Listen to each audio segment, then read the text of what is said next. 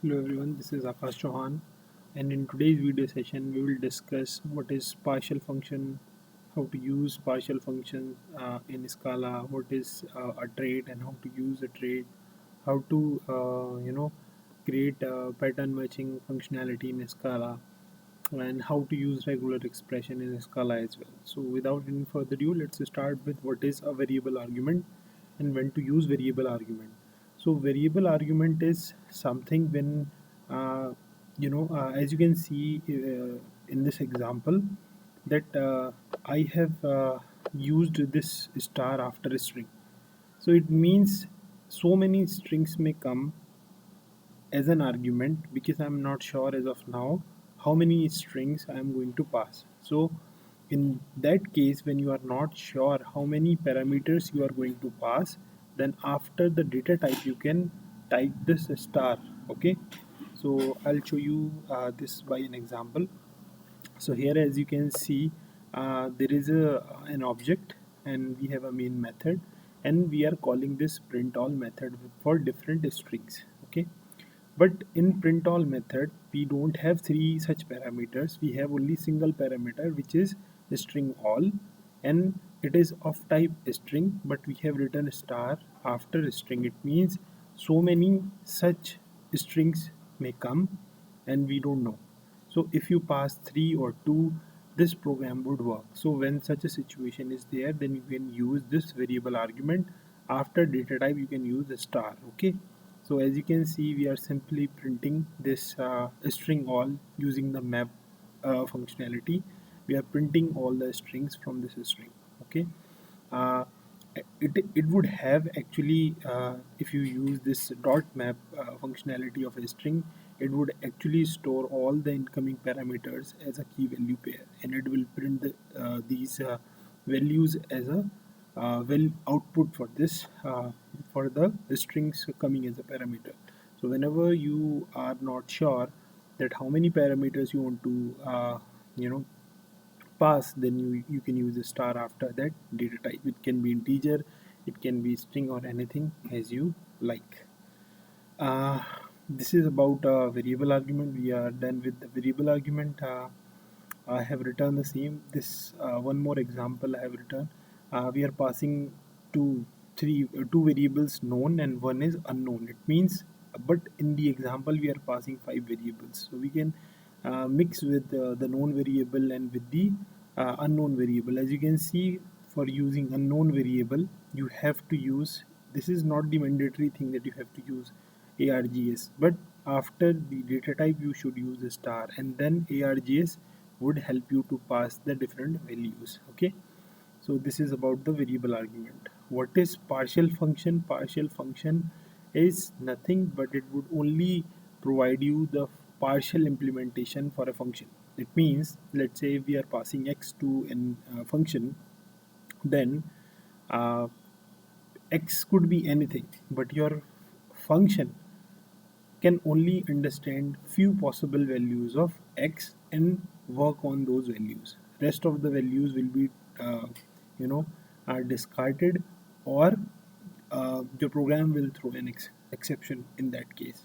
So when you don't know the exact mm, implementation for your function, okay, or the incoming parameters, you don't know the exact implementation, then you should go with the partial function.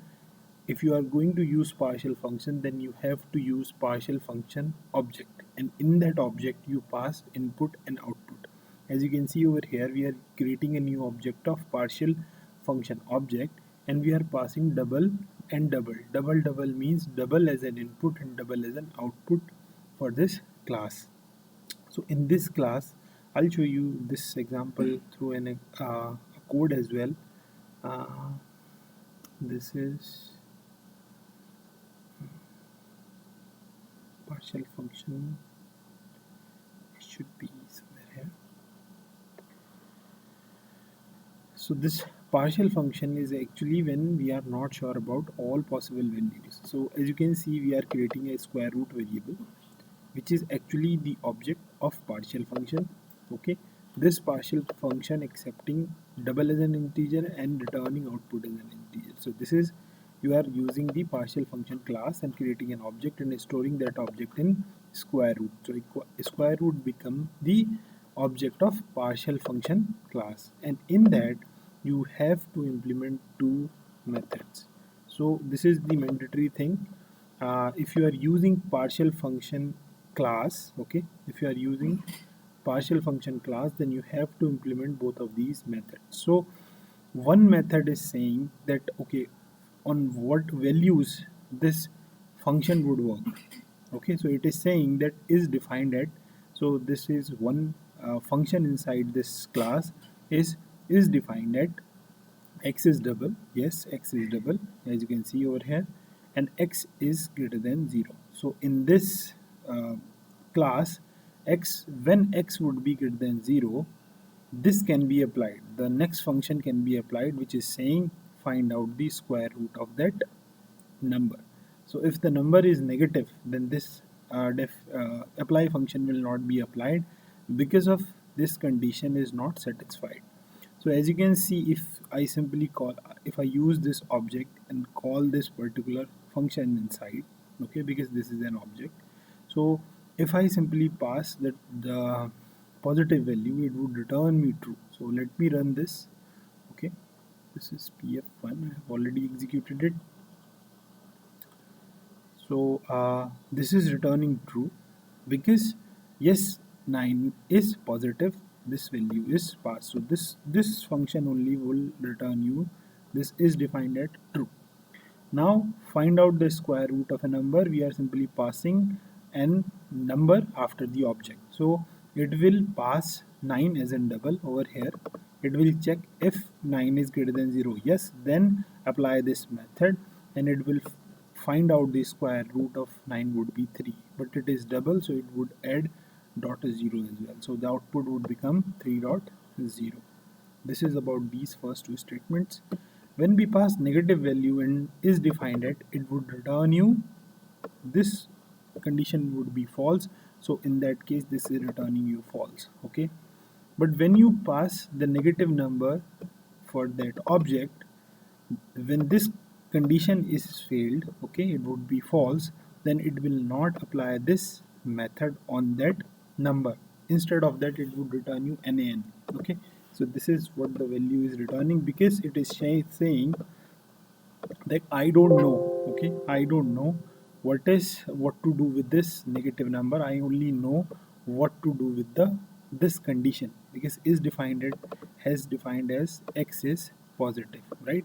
So this is when you know the partial implementation of a function, then you should go with the partial function class. So, okay, by creating a new object and defining the implementing these two methods, you can create the partial implementation of a function.